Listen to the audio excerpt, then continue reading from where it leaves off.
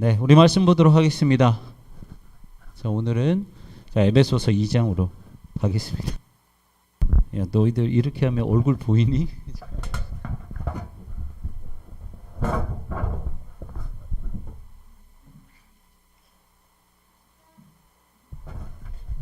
자, 에베소서 잘 보이나요?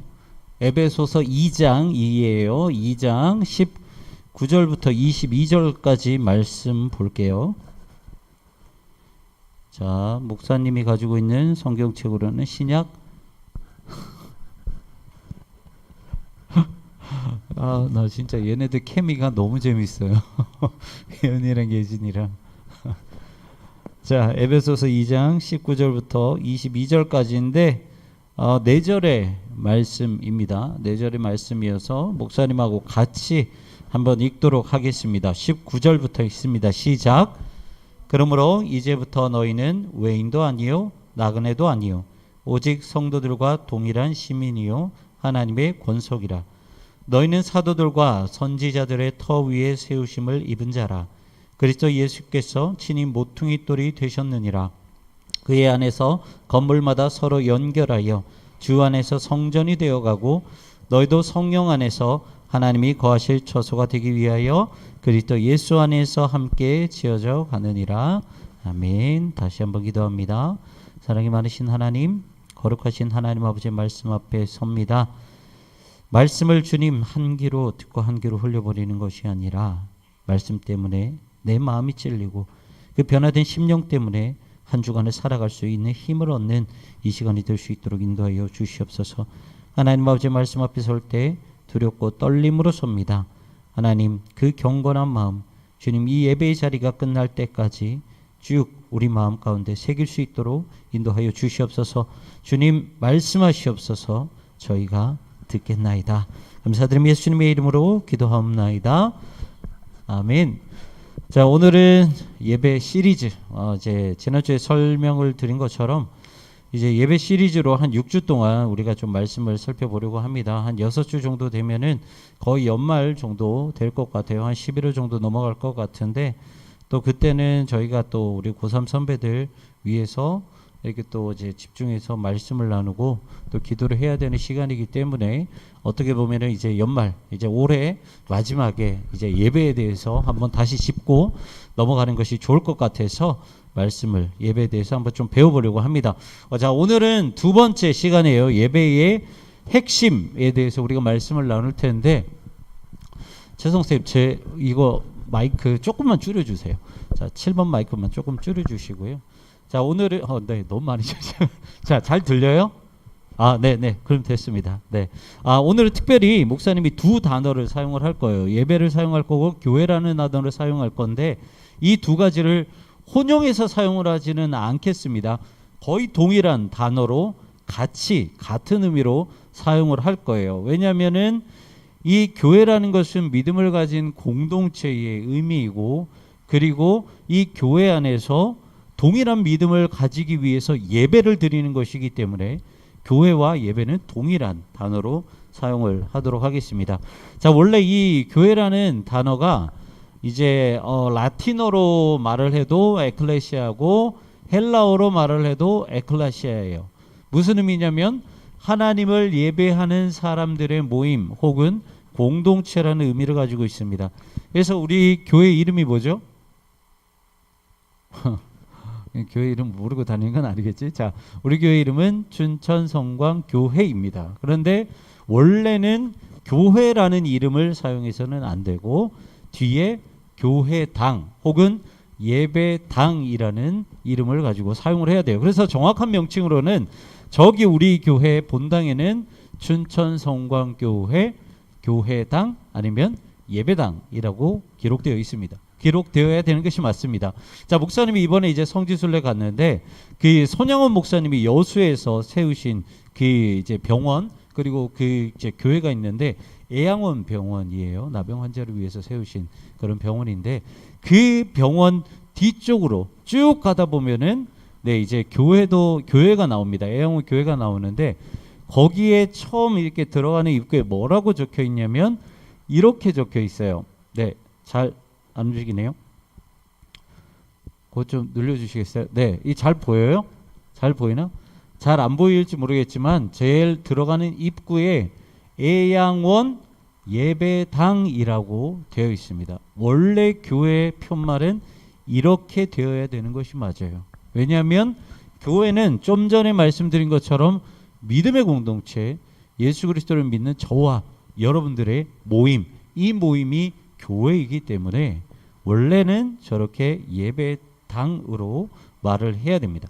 자, 어쨌거나 우리가 오늘 이 예배에 대해서 배울 텐데, 지난주에 여러분들이 기억하실지는 모르겠지만 그리스도인이 누굽니까? 라는 것을 정의 내릴 때 간단하게 정의 내리면 이거예요. 예수 그리스도께서 걸어가는 그 방향, 그리고 예수님께서 향하신 그 목적과 동일한 목적을 가지고 걸어가는 사람들이 그리고 그 사람들이 이제 그리스도인이다라고 말씀을 드렸죠. 예배도 마찬가지입니다. 예배도요, 예수님만을 따르겠습니다라고 하는 신앙의 고백이 바로 예배라는 거예요. 그래서 우리가 지난주에는 목사님이 웨스트민스터 소요리 문답을 소개시켜 드렸다면, 이번에는 우리 개혁교회가 또 중요하게 여기는 제2차 스위스 신앙 고백을 보면 이렇게 기록이 되어 있어요. 교회는 그리스도를 통해 주어진 은혜의 동참자들이, 그러니까 성도들이 말씀과 성령님에 의해 예수 그리스도 안에서 참 하나님을 바르게 알고 섬기며 뭐라고요? 예배하는 사람들의 공동체가 교회이다라고 하고 있어요. 다시 말해 예배 안에서 진정한 복음이 선포되어지고 그 복음을 가지고 있는 사람이 그리스도인이라는 거죠. 그리고 그 그리스도인들이 가장 중요하게 여겨야 될 것이 바로 예배라는 것입니다. 하지만 오늘날에는 그 예배의 의미가 약간 퇴색되어 있어요. 자, 한번 쭉 살펴보면 여러분들도 성인이 되면은 약간 그런 거를 조금 무슨 말인지는 알 거예요. 무슨 말이냐면 교회에 나오는 사람들, 그리고 예배를 여기는 사람들 중에서 정말 많은 사람들이 이 예배를 어떻게 생각을 하냐면 주술적인 의미로 사용하는 거예요. 인격 수양을 하고 정신 수양을 위해서 이 예배라는 것에 참여를 하고, 그리고 내 질병, 마음의 질병이 되었든 육신의 질병이 되었든 그 질병을 치료하고자 하는 그 목적을 가지고 예배를 드리려고 하는 사람들, 그리고 정말 나쁜 사람들이 어떤 사람들이냐면 이 교회 안에 이 교우들과의 관계를 이용해서 자신들의 이익을 취하고 자신들이 가지고 싶은 그 출세를 이루려고 하는 그런 사람들이 있다는 거예요. 하지만 이렇게 예배를 드리는 사람들은요, 여러분들 다른 목적, 예수님과 다른 목적을 가지고 교회에 와서 예배 드리는 사람은 신앙이 깊어질 수가 없어요. 믿음이 깊어질 수가 없어요. 여러분들 창세기 3장을 보면 사단이 아담과 하와를 유혹을 하죠. 그런데 그 선악과가 어떻게 생겼어요? 매우 보암직도 하고 먹음직도 하면서 그 선악과를 가지고 이들을 유혹을 했다는 거예요. 우리 역시나 마찬가지입니다. 예배를 드릴 때 예수님과 동일한 목적과 마음을 가지고 우리가 마음을 가지지 않은 채 예배를 드린다면 사단도 여러분들의 마음 가운데에서 보암직하고 먹음직스러운 예배의 모든 수단을 활용해서 여러분들을 유혹하게 될 거예요. 내가 깊은 신앙과 믿음을 가지기 위해서 이 예배의 자리에 오는 것이 아니라 단순히 관계를 맺어서 그 관계를 이용하기 위해 내가 어떻게 하면 이 교회라는 단체에서 내 이익을 취할 수 있을까라는 그러한 목적으로 예배에 참여하고 교회에 나오게 된다라는 거예요. 하지만 여러분들, 우리 신앙의 선배님들은, 특히 초대교회 성도님들은 이렇게 예배를 드리지 않았어요. 그들에게 있어서 예배는 목숨이었어요. 그들에게 있어서 예배는 삶이었어요. 여러분들 아시죠? 목사님이 계속 강조하는 이유는 초대교회 성도님들의 예배가 우리 예배의 가장 본질적인 표본이 되기 때문이에요. 초대교회 성도들은요, 그때 상황을 세 단어로 말씀드리면 이거예요. 박해, 고통, 죽음이에요. 예수를 믿는다는 이유 때문에 박해, 고통, 죽음을 맞이할 수밖에 없었던 사람들이 우리 신앙의 선배들이었죠. 그럼에도 불구하고 이 우리 초대교회 성도님들은 무엇을 택했어요? 타협을 선택하지 않았어요. 그 상황에 적응을 선택하지 않았어요. 오히려 내 목숨을 내놓고 오직 예배를 사수하겠다는 그 믿음을 선택했다는 거죠. 그래서 성도님들이 선택한 장소는 박해의 영향을 당하지 않는, 박해의 영향이 없는 무덤 속으로, 땅 속으로 들어가면서까지 예배를 지켰다는 거예요. 목사님이 이제 예배를 통해서 지난주에 이제 소개드린 그 책에 보면 이 예배를 진정으로 드리는 이 예배가 어떠한 자세를 가지고 있어야 되는지 7가지 정도로 소개를 하고 있는데, 그거를 좀 여러분들하고 나눴으면 좋겠어요. 첫 번째는 뭐냐면 이 마음에 집중하는 예배라고 가장 먼저 강조를 하고 있습니다. 여러분들, 이 마음을 드리는 것이 되게 중요합니다. 여러분들의 상황을 올려드리는 것이 되게 중요해요. 특별히 우리 박은희 선생님께서 고3 친구들을 위해서, 그리고 우리 정말 많은 선생님들께서 우리 고3 친구들을 위해서 기도하는데 조급하죠? 추석 지나면 이제 수시 원서를 써요. 그리고 너희 그 9월 모의고사 끝났지? 그렇지? 그러면 대충 성적이 나오면 내 수준이 어디인 줄 알아요? 그런 조급한 마음을 올리며, 그 마음을 올려드리며 집중하는 예배. 초대교회 성도들은 자칫 잘못하면 박해를 당해요. 고통을 당해요. 무서워요. 힘들어요. 온갖 스트레스에서 삶을 살아갈 수밖에 없어요. 그런데 그 모든 마음을 예배드리기 전에 하나님께 올려드렸다라는 거예요. 마음을 집중하는 것. 그것이 예배의 가장 첫 번째 태도였고요. 두 번째는 초대교회 성도들은 말씀에 집중했어요. 여러분들, 말씀은요 생명일 수밖에 없어요. 우리가 버틸 수 있는 힘, 우리가 견딜 수 있는 힘, 우리가 어떻게든 간에 아등바등 내 믿음을 지킬 수 있는 힘은 오직 말씀밖에 없습니다, 여러분들. 그래서 초대교회 성도들은 하나님의 말씀에 집중할 수밖에 없었어요. 그리고 그 설교 가운데 선포되어지는 이웃과의 그런 말씀, 우리의 삶을 어떻게 살아가야 되는지 그 하나님의 말씀에 집중할 수밖에 없었다는 거죠. 그리고 세 번째는 뭐냐면 기도에 집중을 했어요. 기도에 집중. 여러분들, 우리가 생각을 해봅시다. 박해를 당할 때 여기서 이제, 아니면 목사님이 저기 본당 설교인 것 같아요. 본당 설교를 할 때 목사님이 이렇게 설교한 적이 있어요. 그리스도인은 아등바등 되면서 다른 사람하고 싸우려고 노력해서는 안 되는 사람이다라고 설교를 한 적이 있어요. 내가 어떻게 하면 복수를 할 수 있을까? 내가 가진 권력으로, 내가 가진 백으로, 내가 가진 힘으로 어떻게든 나를 고난을 주고 나에게 박해하는 사람을 고난을 주고 오히려 나에게 고통을 가했던 것보다 몇 배로 심하게 고통을 가할 수 있을까? 보통 사람들은 그렇게 생각을 하죠. 하지만 그리스도인은 아등바등하면서 그렇게 복수하려고 하지 말라라는 거예요. 그리스도인이 그런 사람이에요. 그리스도인은 박해와 고난 속에서 칼을 잡고 싸우는 사람이 아니라 기도로 무릎을 꿇고 그 무릎으로 승리하는 사람이 그리스도인이에요. 그래서 우리 초대교회 성도님들은 예배 가운데 기도에 집중할 수밖에 없었다는 거죠. 네 번째는 참회예요. 여러분들, 이거는 조금 이해가 안 될 수도 있어요. 왜 그러냐면 이제 좀 그런 거 있죠. 얘가, 목사님도 이제 저희 하준이가 어제부터 좀 열이 나기 시작을 했는데, 원래 그러면은 약간 좀 봐주는 게 있어요. 자식이 좀 아프잖아요. 그러면 아프니까 얼마나 고생했겠어. 지금도 힘들잖아. 그럼 뭐 이 정도까지는 괜찮아. 오케이.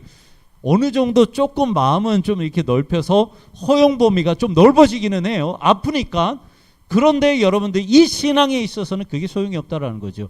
아무리 박해를 당하고 아무리 고통을 당한다 하더라도 그리스도인으로서 잘못한 것은 허용될 수 없었다는 거예요.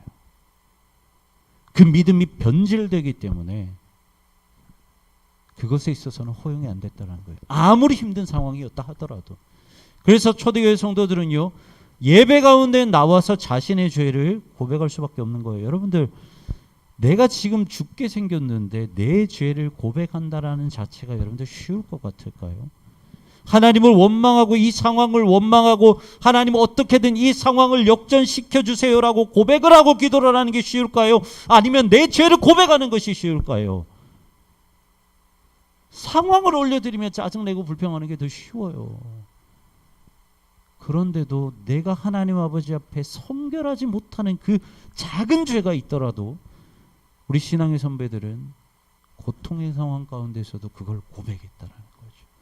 주님, 제가 이런 상황에 있어도 하나님 앞에 성결된 그리스도인으로서 살아가지 못한 이 모습이 있었습니다.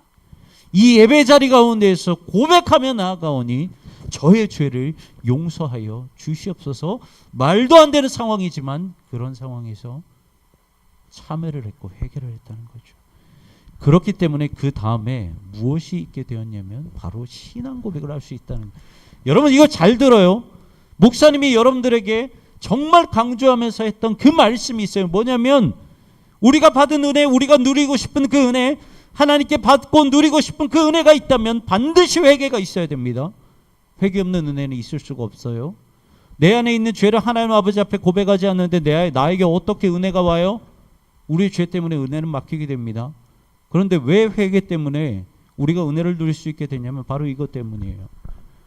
여러분, 내가 내 죄를 고백하고 내 죄를 하나님 앞에 참회하며 올려드렸을 때 자연스럽게 따라오는 것이 있어요. 뭐냐면 하나님, 내 부족함을 올려드렸습니다. 앞으로의 내 인생 가운데 그런 죄를 짓지 않고 더 하나님만 붙잡고 살아가겠습니다라는 신앙 고백이 바로 따라갈 수밖에 없어요. 회개와 신앙 고백은 쌍둥이처럼 붙어 있을 수밖에 없다는 거죠. 그것 때문에 은혜를 받는 거예요. 박해 가운데서도 이 성도님들이, 초대교회 성도님들이 붙잡을 수밖에 없는 것이 그거예요. 나에게 지금 가장 필요한 소망은 은혜이기 때문에 내가 이 상황 가운데서 이겨낼 수 있는 방법은 은혜밖에 없는데 그 은혜를 누리기 위해서는 내가 회개해야 되고 다시 한번 하나님 앞에 똑바로 성결한 그리스도인으로서 살겠노라라는 그 신앙적 고백이 있어야지만 이 은혜를 받기 때문이에요. 그리고 이렇게 신앙 고백을 하고 나면 봉헌에 집중을 했어요. 봉헌에. 얼마나 되겠어요, 여러분들. 여러분들 우리가 일제강점기에 들어가면서 나라를 지키고자 하는 그런 우리 선조들의 모습을 영화로 상당히 많이 나왔죠. 책으로도 나왔고 여러 가지 표현으로 도구로 나왔습니다. 그런 것들을 여러분들 좀 보셨으면 좋겠어요. 특별히 이제 목사님이 가장 최근에 봤던 것이 정말 오래되긴 했지만 이 봉오동 전투라는 그 영화인데 그 영화에서도 보면은 정말 하나하나 한 끼니 한 끼니 떼우는 것이 너무나도 힘들었어요. 없었기 때문에. 그리고 그 총을 사기 위해서, 칼을 사기 위해서, 무기를 사기 위해서 정말 있는 듯 없는 듯 쥐어짜면서 그런 것들을 사면서 대적을 했어요. 초대교회 성도들도 마찬가지입니다. 돈이 있겠어요? 뭐가 있겠어요, 여러분들? 박해를 당하면 직업을 잃어버리고요. 자기가 가지고 있는 사업을 다 뺏겨버리는데 무슨 돈이 있겠어요. 하지만 그들은 하나님께 감사한 마음으로 올려드렸다라는 거죠. 아이러니에요. 말도 안 되는 모순이에요. 하지만 그렇게 올려드린 이유가 있었어요. 뭐냐면 나와 같이 함께 고통을 겪는 이웃들 때문이에요. 예수 믿는다는 그 이유로 똑같이 박해받는 가난한 내 동포, 가난한 내 성도, 나와 함께 교회로 묶여져 있는 그 가난한 그리스도인들을 위해 있는 돈 없는 돈 쥐어짜서 예물을 드렸다는 거예요. 두 렙돈의 헌금처럼 다 드리는 거예요. 사도들의 발 앞에 있는 거 없는 거 다 팔아서 내려놓은 초대교회 성도들처럼 다 내려놨다라는 거죠. 그리고 마지막 7번째는 성찬. 목사님이 작년인가요? 이 포로로 잡혀간 그 군인 장교가 자기 부하들과 함께 포로 수용소에서 부활절이 되었을 때 성만찬을 함께 나누는데 여러분들 성만찬은 뭘로 나눠요? 빵과 포도주로 나누죠. 그런데 포로 수용소에서 저희 성만찬 해야 되니까 빵 주고 포도주 좀 주세요. 그럼 줘요, 안 줘요? 줘패 맞아요, 그냥. 그렇게 시컷 맞아요. 그런데 그 상황에서 그 포로로 잡혀갔던 그 군인들은 어떻게 했냐면 정말 마르고 비틀어진 그 빵을 하나하나씩 모았어요. 그리고 그 날에 나왔던 성찬 당일에 나왔던 미역국을 함께 나눴어요. 정말 아무것도 안 된 그 비틀어 말라 떨어진 그런 빵을 한 조각씩 나누고, 비록 포도주는 아니었지만 그 미역국을 한 입씩 나누어서 성찬을 드렸어요. 여기서 드리는 성찬이 그런 성찬일 거예요. 포도주가 있어요? 뭐가 있어요? 심지어 해골 옆에서 무덤 안에서 성찬을 하는 게 여러분들 어떻게 우리가 올려드리는 성찬만큼 화려했겠어요? 안 된다는 거죠. 하지만 그들은 성찬을 드렸어요. 우리가 예수 그리스도 안에서 한 몸, 한 공동체라는 것을 했다라는 거죠. 그리고 이 성찬 마지막, 그러니까 예배 가장 마지막 때 무엇을 했냐면, 이것을 여기 밑에 있네요. 어떤 노래를 불렀냐면 키리에 엘레이존이라는 찬양을 불렀는데, 그 찬양의 제목이 뭐냐면 주님 자비를 베푸소서라는 찬양을 부르면서 어떤 박해에도 절대로 굴하지 않겠습니다라는 고백으로 예배가 마무리가 돼요. 초대교회 성도님들이 이렇게 예배를 드렸어요. 우리가 올려드리는 우리의 예배는 어떻습니까? 여러분들의 그 마음과 여러분들의 신앙과 여러분들의 믿음을 한번 평가해 보십시오. 어떠한 마음으로 우리가 이 자리에 왔고 어떠한 마음으로 하나님께 예배를 드리고 계시나요? 이 책에서는요, 특별히 여러 가지 그런 순서가 있지만 가장 강조하고 있는 것이 무엇이었냐면 기도를 좀 가장 강조했어요. 여러분들 원래 원교회였던 로마 가톨릭을 보면은 함부로 하나님께 기도를 드릴 수 없었어요. 왜냐하면 우리가 죄인이기 때문에 하나님께 기도를 드릴 수 없었어요. 그래서 정해진 기도문에 의해서만 기도를 했어야만 됐고, 그리고 반드시 사제를 통해서만이 하나님께 기도를 드릴 수밖에 없었어요. 하지만 종교개혁이 일어나고 나서 아주 크게 센세이션이 일어났죠. 뭐냐면 우리가 감히 하나님을 아버지라고 부르면서 기도할 수 있게 되었다는 거예요. 어마어마하죠. 감히 하나님께 기도를 드리지 못하는 그 상황 가운데서 이제 하나님을 내 아버지라고 고백하며 기도 드릴 수 있었다는 거예요. 하지만 그렇다고 해서 그냥 막무가내로 예배 기도를 드리면 안 되고, 두 가지 반드시 지켜야 될 것이 있었어요. 뭐냐면 하나님을 믿는 자세가 있어야 돼요. 여러분들 반드시 기억하십시오. 기도를 여러분들 아마 많이 할 거예요. 할 거라고 믿어요. 아침에 일어나면, 그리고 큐티를 할 때 학교에서 여러분들이 처한 상황 가운데서 아주 짧게라도 마음속에라도 기도를 할 거예요. 하나님 도와주세요. 도와주세요. 도와주세요. 그런데 여러분 안에 하나님을 믿는 자세가 없다면, 내가 올려드리는 것에 있어서 하나님께서 응답하시리는 것을 믿는 자세가 없다면은 그것은 올바른 기도가 아니다라고 말씀을 하고 있어요. 여러분들, 목사님이 물어볼게요. 눈 감고 주문을 외우는 것이 기도인가요? 그게 기도예요? 아니면 여러분들의 마음을 좀 불안하고 스트레스가 쌓인 그 마음을 좀 편안하게 하기 위해서, 안 그래도 뒷골 땡기는데 그 마음을 좀 편안하게 하기 위해서 눈 감고 올려드리는 것이 기도인가요? 그게 기도가 아니에요. 기도의 가장 기본적인 자세는 내가 간절한 마음으로 하나님께 기도를 했을 때 하나님께서 나에게 그 응답을 주실 거라는 그 믿음을 가지고 하나님께 올려드리는 것이 기도라는 거예요. 그래서 여러분들이 기도할 때 항상 이 마인드를 가장 먼저 기억하십시오. 하나님께서 내 기도를 들으시고 내 기도에 가장 좋은 길로 응답해 주시리라는 그 믿음이 있어야 됩니다. 그리고 또 한 가지는 예수 그리스도의 이름으로 기도해야 됩니다. 우리가, 여러분들 습관이 아마 되어 있을 거예요. 기도 쭉 하고 나서 마지막에 예수 그리스도의 이름으로 기도하옵나이다 라고 되어 있죠. 왜 그렇게 되어 있냐면 이 말씀 때문이에요. 요한복음 14장의 말씀을 보면 너희가 내 이름으로 구하라 그랬어요. 내 이름으로 무엇이든지 구하면 내가 행하리라 라고 되어 있어요. 자, 우리가 신앙 고백을 할 때 예수님께서는 지금 어디 계시다고 말씀을 하고 있어요? 예수님은 지금 어디 계실까요? 하늘 보좌 우편에 계시다고 말씀을 하고 있죠. 자, 하늘 보좌 우편이라는 말이 무슨 말일까요? 여러분 이거 알고 기도하셔야 돼요. 하늘 보좌 우편이라는 거는 하나님의 오른쪽에 있다라는 말이 아니에요. 자, 보좌 우편이라는 것은 옛날에 로마 시대에 보면 그 왕이 있잖아요. 왕 의자, 왕이 앉아 있는 그 보좌 오른쪽에 누가 있었냐면 그 왕의 다음 후계자, 왕을 이어서 그 다음에 후계자가 될 사람이 오른쪽에 있었어요. 무슨 말이냐? 왕과 동일한 권력과 이제 힘을 가지고 있는 사람이 왕의 오른편에 섰다라는 거예요. 그게 하늘 보좌 우편이라는 거예요.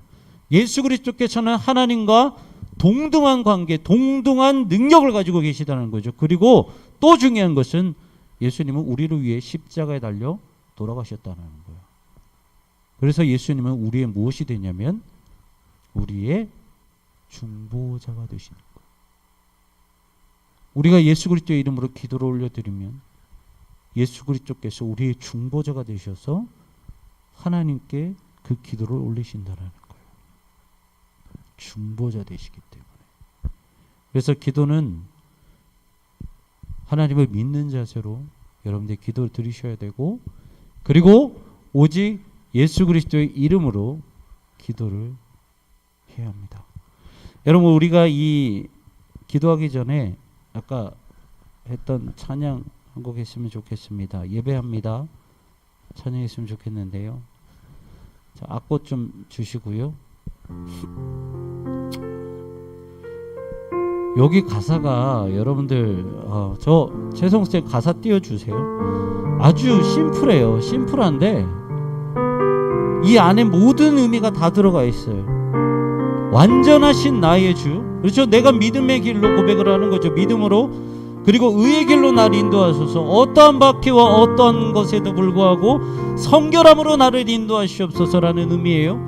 그리고 행하신 모든 일에 주님께 영광을 올려드리고 주님께 경배를 합니다. 이것이 기도입니다.